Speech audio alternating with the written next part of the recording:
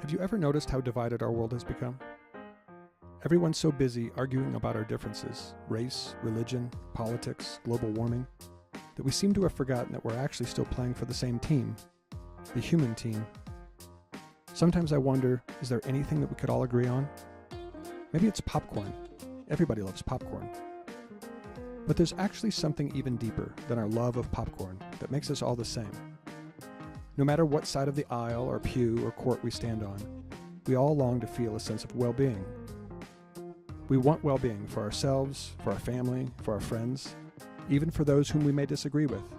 Well-being is the experience we feel when we have three things: a peaceful mind, a mind that is relatively free of worry and fear; meaningful work, having activities that provide fulfillment and a sense of purpose, not mere entertainment; and supportive tribe, a group of people who support and celebrate us for who we are, not just for what we do.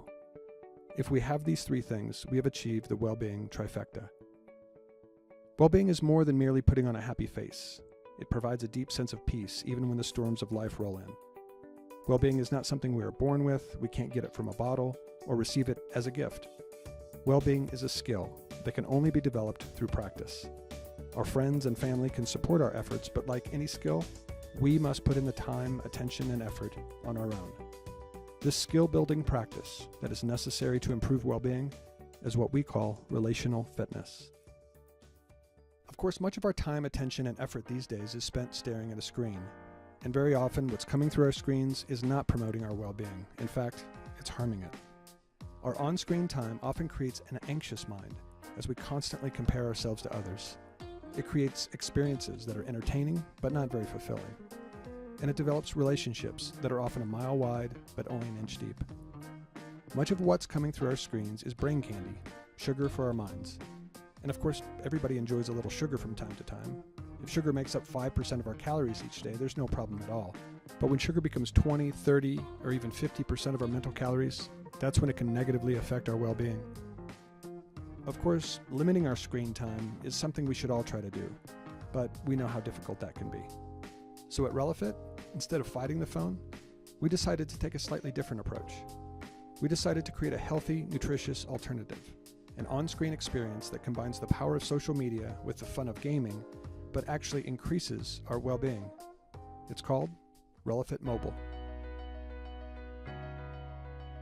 Before I tell you about how Rella.Fit Mobile works, let me tell you a little about the science behind it. Rella.Fit is based on the science of positive psychology.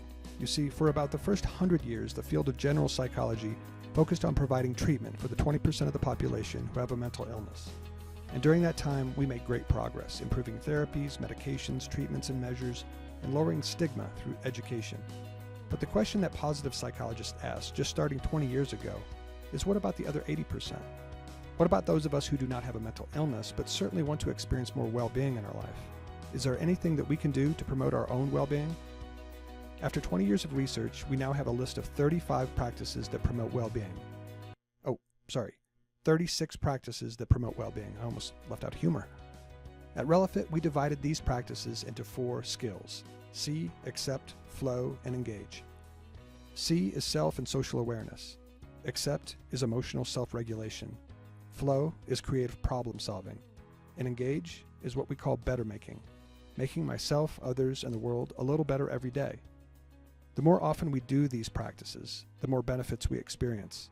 Benefits in emotion, achievement, relationships, behavior, and yes, even meaningfulness. And remember, this is more than just guesswork. It's science. Of course, these are the types of skills we might learn in counseling, but counseling can be expensive, lengthy, and challenging. Many just don't have the time or money for it. And of course, counseling might require me to talk about my feelings, and that can be a bit of a barrier for many people. But what most people don't realize is that the 36 practices of relational fitness are simply daily habits, and they are so simple that anyone can learn to do them. Just as the habit of brushing our teeth will keep them looking like this instead of this, doing relational fitness practices will keep our relationships with ourselves, others, and life feeling more like this and less like this. So having a list of practices that are scientifically proven to increase well-being is a wonderful resource. However, knowing about the practices does not improve well-being, any more than reading the definition of the word push-up will make us stronger. To experience the benefit, we must actually do the push-ups. And our well-being only improves if we do relational fitness practices a little every day. Just as we cannot brush our teeth for 2 hours one day and take the month off, relational fitness practices must become a daily habit. You may be surprised to learn that there are tens of thousands of people doing positive psychology practices every day, and they're experiencing a dramatic increase in their well-being as a result. You may know a few of them. They're called college students. Positive psychology classes have exploded in recent years. It's called the hottest trend on campus, the most popular and the most loved course at thousands of universities across the country, from Ivy League schools to community colleges. Dr. Santos, the Yale professor who teaches the course, explains that students want to change, to be happier, and to change the culture on campus. With 1 in 4 students at Yale taking it, if we see good habits, things like students showing more gratitude, procrastinating less, increasing social connections, we're seeding change in the school's culture. So the question is this: if courses in positive psychology are already popular with millennials, and they teach the practices that are scientifically proven to improve emotion, achievement, behavior, and relationships, and it's changing the culture on campus, what kind of culture change might we see in our K-12 schools, our families, companies, and faith communities if we started doing these practices a little every day? It's a question worth asking. But maybe the more important question is this: what would it take? What would it look like? We think it might look like this. Rella.Fit Mobile is a simple, practical, and fun way for anyone to learn the 36 practices of relational fitness and then apply them on a regular basis. We took the 4 skills of relational fitness, see, accept, flow, and engage, combined them with the power of social media and online gaming, and then added a few financial incentives. We included movies, music, television, and TED Talks to make the experience relevant for this generation, and then turn the entire experience into 4 games that can be played by all ages. What's the object of these games? Simple: to complete sparks. A spark is a small positive act that renews your connection to self, others, and life. Here's an example of one right here. If you have just a minute, pause the video and try it out. It only takes a minute. To test the sparks, we started by writing a children's book called Before the Wind, a colorful story of 4 leaves who learn to apply the skills of active listening and teamwork. We put 12 sparks at the end of the book so parents, teachers, and students can practice the skills of relational fitness in real life as a game. Before the Wind can be read as a family bedtime story or as a way to bring relational fitness skill building into an elementary classroom. Then we created a family card game called Sleuth or Dare that combines the fast action of a competitive game with the relational skill building of sparks. Then we created a middle school team competition called the Rella.Fit Challenge, where students compete against other teams to see how many sparks they can complete in 1 week. After we tested, refined, and improved the sparks, we created an app called Rella.Fit Mobile. Rella.Fit Mobile puts 180 fun, engaging, and creative sparks in the palm of your hand. It allows kids, teens, and adults to both learn about and then practice the skills of relational fitness as a social media game. When a spark is completed, athletes simply upload their proof. If Rella.Fit Mobile is sponsored by a donor, athletes can turn their points into dollars that can be applied to a college fund, to raise money for a club at school, or even to support your favorite charity.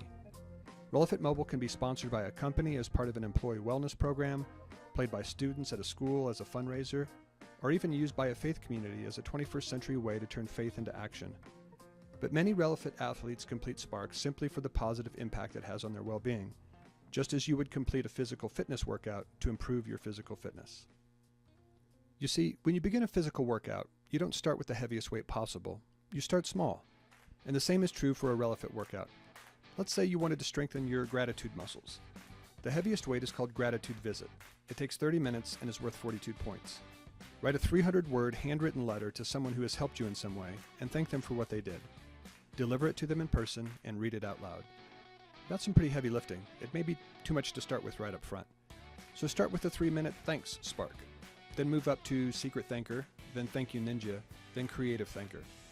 Eventually, after your gratitude muscles are stronger, completing a gratitude visit will seem much easier. As you're completing Rella.Fit workouts, you can read inspirational quotes, create a set list of music, or watch movie clips that go along with each Spark. You can read blogs, see how others completed the same Spark, or watch TED Talks on the topic. At Rella.Fit, we want to inspire the next generation to think differently about well-being. To think about it not as a vague idea, but as a skill-building activity in the same way we think about physical fitness. We want to change the way we speak about well-being, In the same way that Race for the Cure and Apple taught us to speak differently about cancer and computers, we want to teach people to speak differently about well-being as a fun and community-building activity. But most importantly, we want to create a way for people to act differently when it comes to well-being. We are all embedded in toxic relational environments from time to time, at school, at work, families, or even communities. Yet the skills we need to combat this environment are known. They are simple skills that can be learned through practice.